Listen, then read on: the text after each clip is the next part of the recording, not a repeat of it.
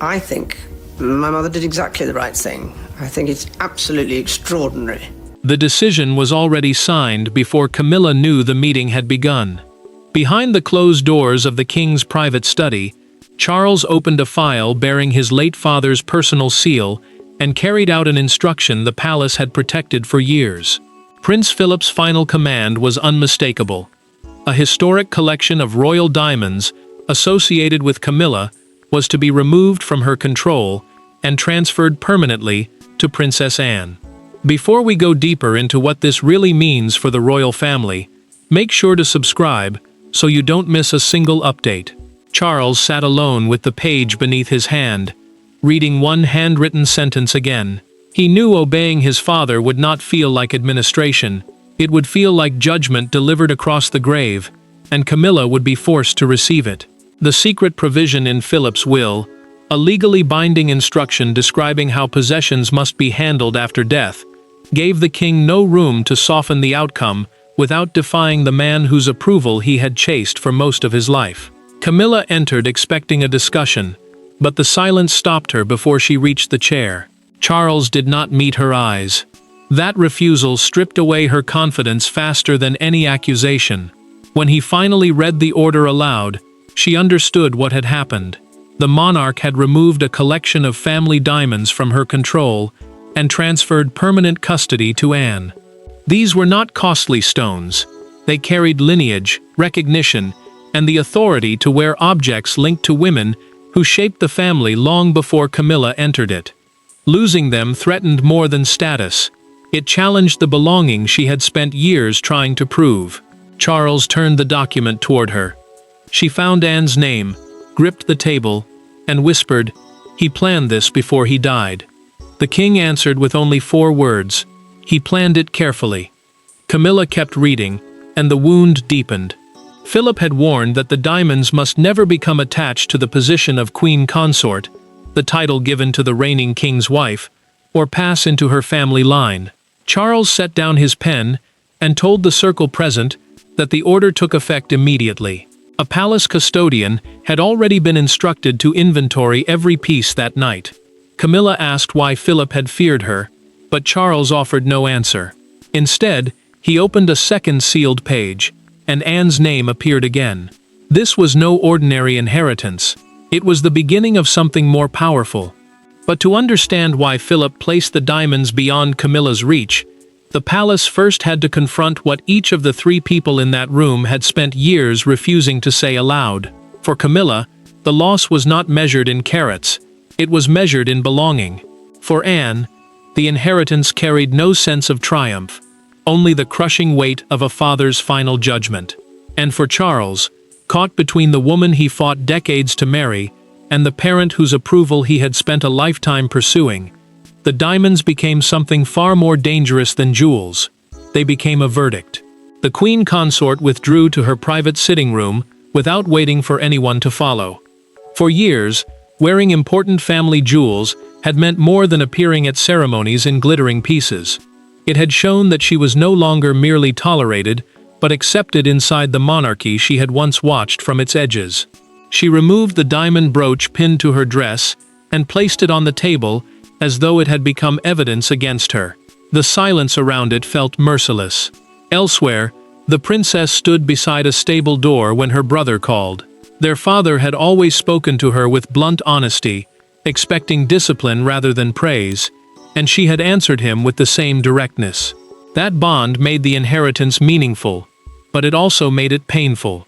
She listened as the king explained the terms, then said nothing for so long that he asked whether the line had disconnected. "You should not have had to do this alone," she finally replied. There was no excitement in her voice, only concern. The monarch closed his eyes because her compassion made the decision harder, not easier. He remembered Prince Philip once saying that jewels should remain with those who understood service rather than status. At the time, the remark had sounded like another sharp lesson from a demanding father. Now it felt like a warning aimed directly at this future. The inheritance also contained a deeper surprise. One diamond set had been believed to belong permanently to the sovereign's household. The collection of objects controlled for official royal use rather than treated as private family possessions. Yet the document placed it among the late Duke's personal assets, proving he had quietly separated certain pieces from crown-controlled property years before anyone suspected his plan. The princess asked when that separation had happened. Her brother could not answer. The queen consort, however, was already forming a darker conclusion. When she learned how closely the daughter and father had once discussed duty, inheritance, and the future of the family, her sorrow hardened into suspicion. Had the trusted daughter known what was coming? Had she remained silent while the diamonds were prepared to leave another woman's hands? She demanded a private explanation from the king, but his hesitation only deepened the wound. Yet Camilla's growing suspicion would soon uncover the moment when Philip's private concern hardened into a permanent command. And that moment had begun at a ceremony everyone else remembered for entirely different reasons. The secret will was not born from years of vague dislike. It began with one precise incident.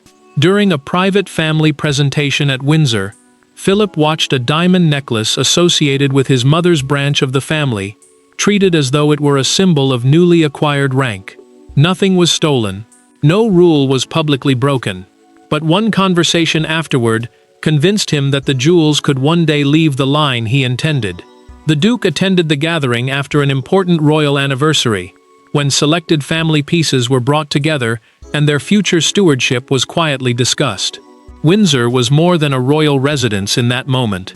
It was the place where private family memory met public duty, and every jewel carried a history deeper than its value.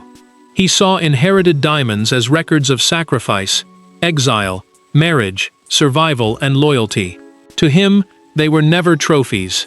Camilla paused before the necklace and told an advisor that it could one day become part of the permanent collection attached to the king's wife. The phrase sounded harmless, almost practical, but Philip heard something else.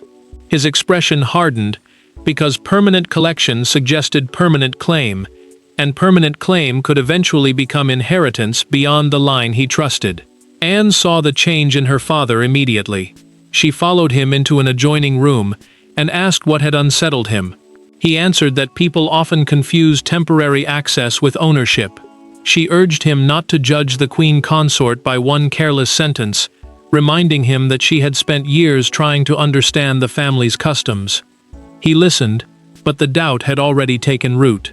Later that evening, Philip asked Camilla privately what she believed should happen to the necklace after her lifetime.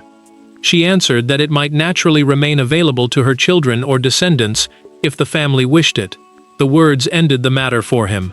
He closed the display case, turned the small brass key, slipped it into his pocket, and told his daughter, "Some doors must be closed before anyone decides they were always open." Anne understood his concern, but she did not know what he would do next. The following morning, the Duke met his legal advisor through a documented private consultation and ordered a full inventory separating specific family diamonds from jewels controlled by the monarch. A private inventory meant a detailed list identifying which pieces belonged personally to the family rather than to the crown. He then added a sealed clause naming Anne as their future guardian. She never saw that clause and never asked to be chosen. Yet years later, Camilla would hear only that the princess had stood beside her father during the decisive evening. To a wounded woman, silence could look like complicity. Suspicion could become betrayal. Years later, that locked case would stand between two women in the king's private rooms, where Camilla's suspicion finally collided with Anne's silence face to face. Camilla did not summon Anne as queen, and Anne did not arrive as a princess. They met as two women carrying different versions of the same dead man. With no aides, no secretaries, and no Charles to soften the words, Camilla asked the question that had been burning since the will was opened. Had Anne helped Philip write her out of the family's inheritance? The private morning room felt too small for the anger inside it.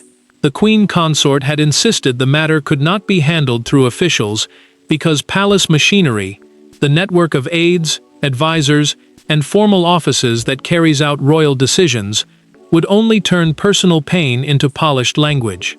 The princess agreed for the opposite reason. She refused to let strangers defend choices made by her father.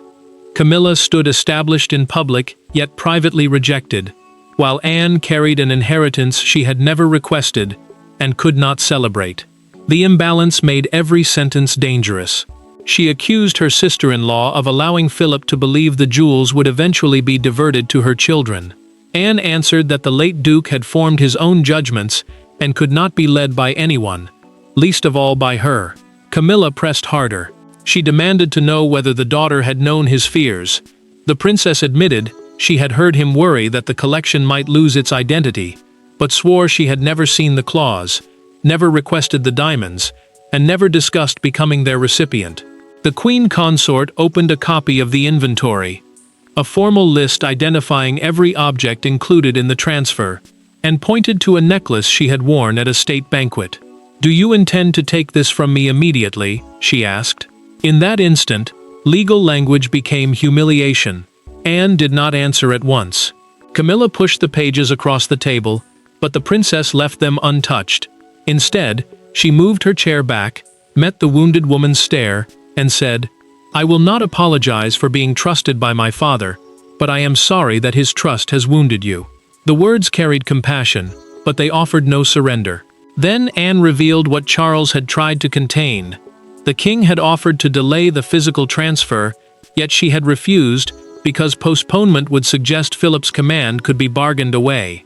Camilla's anger sharpened, though the truth also exposed something she had not expected. The princess was not chasing the jewels, she was protecting the will.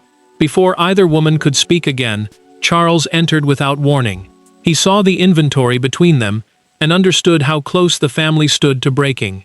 The monarch told them the diamonds were only one part of the decision. Philip's second page granted Anne an authority neither of them yet understood. That apology changed nothing, because the second page revealed that Philip had not merely chosen Anne to receive the diamonds, he had chosen her to control their future forever. The first page transferred the diamonds. The second transferred power. Philip had anticipated that affection, marriage, rank, or royal pressure might one day be used to reverse his decision. So he constructed a safeguard around Anne, one that even the sovereign could not casually dismantle without openly defying the late Duke's final wishes and risking a family rupture far greater than the loss of any jewel. Charles read the clause twice before speaking. The princess had not been named merely as an owner. She had been appointed lifetime custodian, meaning she was responsible for keeping the collection together, recording every use, and deciding which royal women could wear individual pieces in the future. The king understood the trap immediately. As monarch, he controlled access to many crown objects, but these diamonds belonged to Philip's private estate, and were protected by a legally executed family arrangement. Overriding Anne would not simply help Camilla. It would make him appear willing to erase his father's last command for the sake of his wife. The monarch felt the full force of the design because Philip had chosen the one person least likely to bend under pressure. Anne also understood what acceptance would cost. Her relationship with the queen consort had already been strained by suspicion, and taking permanent control could turn that strain into something colder. She placed the unsigned acceptance form before her brother and asked, "Say the word, and I walk away." Charles stared at the page. Peace stood on one side. Obedience stood on the other. The king picked up the pen, hesitated, then signed beneath her name. His voice broke slightly as he said, "No, we finish what he began." The clause held another shock. It allowed the custodian to remove the entire collection from any royal residence if she believed its independence was under threat. That meant Anne could physically place the diamonds beyond Camilla's reach, and beyond the daily influence of the palace. Then came Philip's handwritten note. He instructed his daughter to permit use according to duty, not title, and stated that marriage to a monarch must never create an automatic claim. The princess read those words without triumph. Charles watched her face, and knew she was inheriting responsibility, not reward. Yet the decision was now complete. Within hours, officers received orders to collect the first cases. Camilla heard unfamiliar footsteps outside her rooms, and realized the machinery had begun moving before she had found a way to stop it. Anne had offered to walk away. Her brother had refused. Philip's safeguard had held. Once that pen touched paper, the conflict left the study and entered the corridors, vaults, wardrobes, and private rooms where the consequences could no longer be hidden. The transfer did not arrive with trumpets or public declarations. It arrived with padded cases, handwritten inventory sheets, and 2 custodians who avoided looking directly at the Queen. One by one, diamonds that had accompanied Camilla through banquets, portraits, and state occasions were removed from the rooms where they had been prepared for her. The silence made the process feel less like administration and more like exile. The palace jewel custodians began identifying, photographing, sealing, and relocating every piece named in Philip's private inventory. That inventory was the official list separating the late Duke's personal family diamonds from jewels controlled for wider royal use, and every entry carried consequences. Several pieces had already been selected for Camilla's upcoming engagements. Now those plans had to be changed because she no longer held authority over them and could not wear them without Anne's approval. The Queen Consort watched a familiar necklace disappear into a padded case and asked whether she might wear it once more at an approaching state dinner. One custodian lowered his voice and told her the request would now have to go through the princess. The answer humiliated her more than refusal. Charles found his wife after the first cases had been sealed and tried to explain that executing the will was not a rejection of their marriage. Camilla looked at him with anger held tightly beneath control. She said the monarchy had accepted her title, yet Philip's final act had denied her belonging. The king insisted the command concerned ownership, not love, but she answered that the two had become impossible to separate. Then a missing brooch caused sudden alarm. The custodians checked the inventory twice before Camilla opened a drawer and produced it herself. For one tense moment, everyone feared she might resist. Instead, she held the piece in her palm, closed her fingers around it, and stared at Charles. Then she opened her hand, placed the jewel in the custodian's cloth, and said, "Take it before I mistake memory for ownership." The monarch had no answer. Yet another detail soon changed the mood. Anne had ordered the entire collection moved not to her personal home, but to a secure, independent location linked to the family archives. Family archives are protected records and objects preserved for future generations, rather than for one person's private use. The decision proved she did not intend to absorb the diamonds into her own wardrobe. Charles told Camilla this quietly after the final case left. Her anger did not disappear, but certainty began to weaken.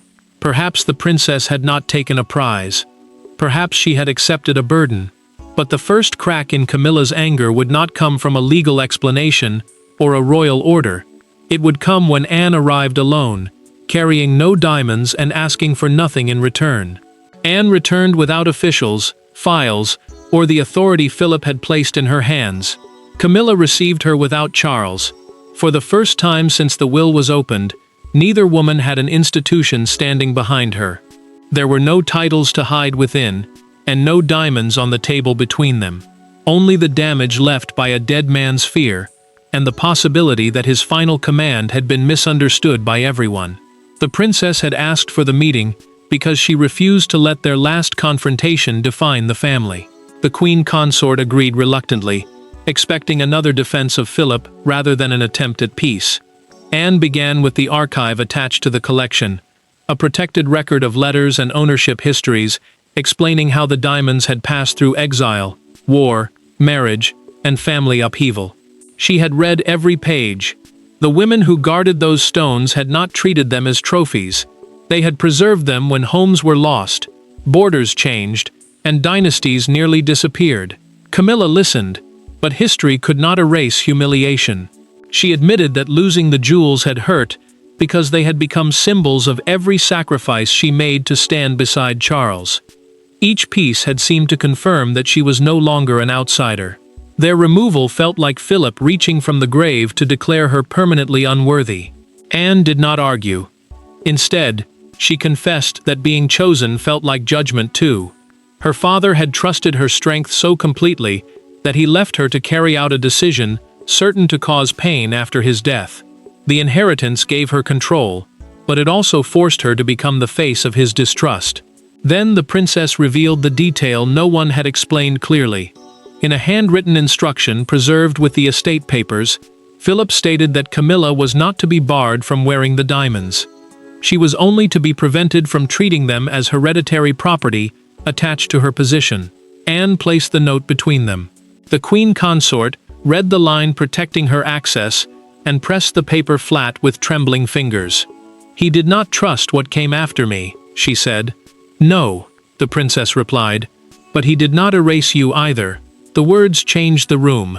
Anne offered her the right to request pieces for duties where their history held genuine meaning. The authority would remain with the custodian, but stewardship would no longer feel like punishment.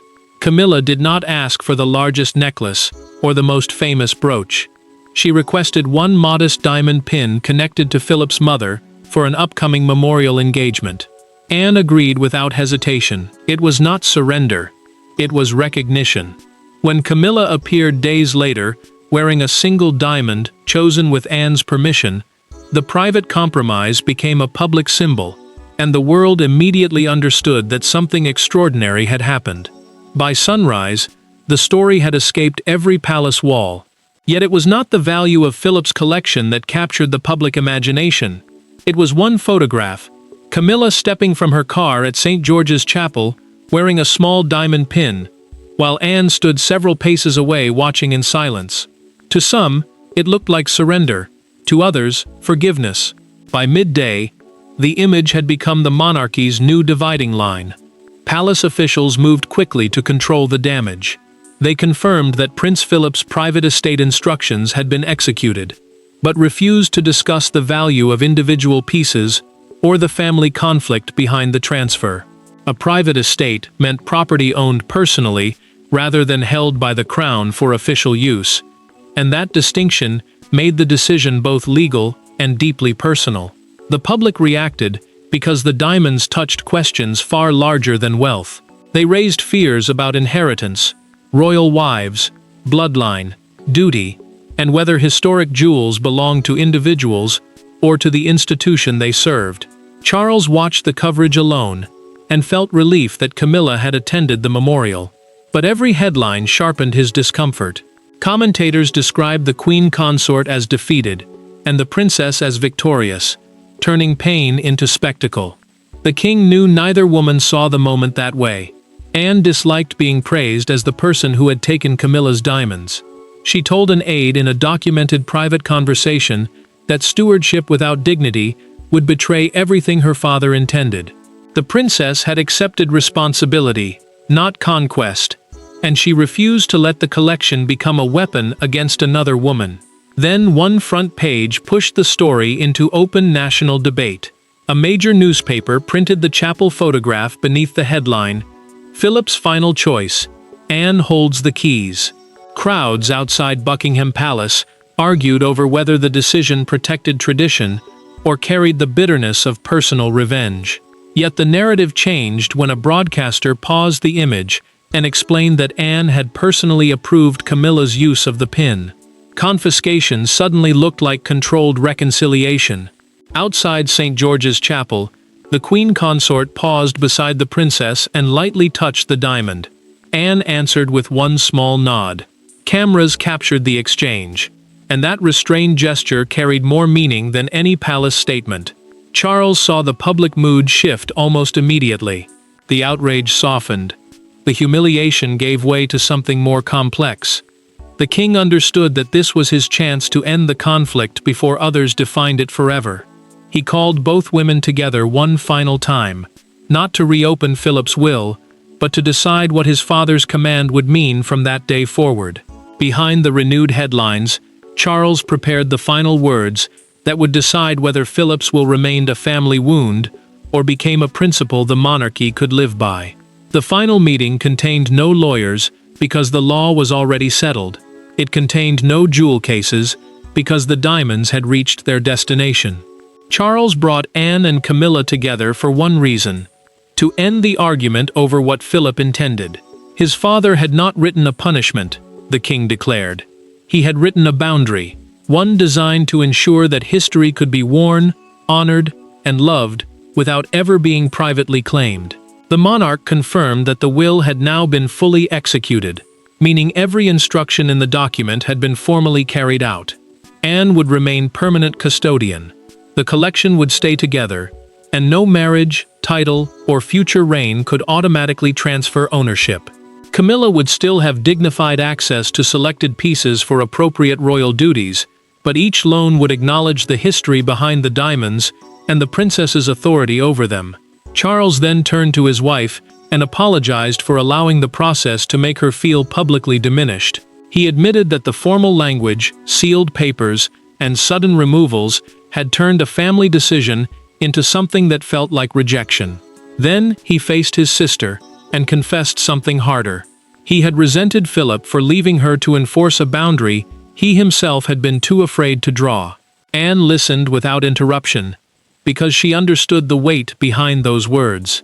Camilla told her she could not pretend the loss had not wounded her, but she no longer saw the arrangement as theft. The princess answered that she had never wanted victory.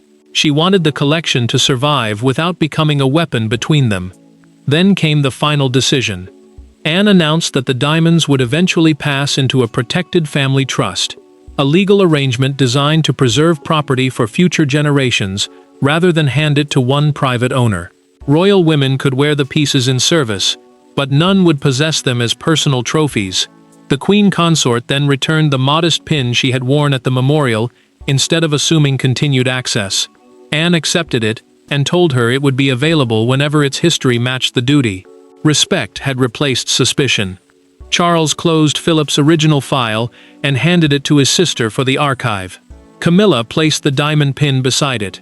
Anne covered both with her hand, and the three remained silent, not divided, but finally aware of what each had surrendered. Philip's decision had stripped the diamonds of their power to prove rank. The king preserved his father's boundary, the princess transformed inheritance into stewardship, and the queen consort accepted that belonging could never be secured by possession. And with Philip's will fulfilled, the diamonds ceased to belong to a wife, a daughter, or even a reign. They returned to what he had always believed they were, a family memory, held in trust, protected not by power, but by duty. Thanks for watching. Please don't forget to like and subscribe, and we will see you in next one.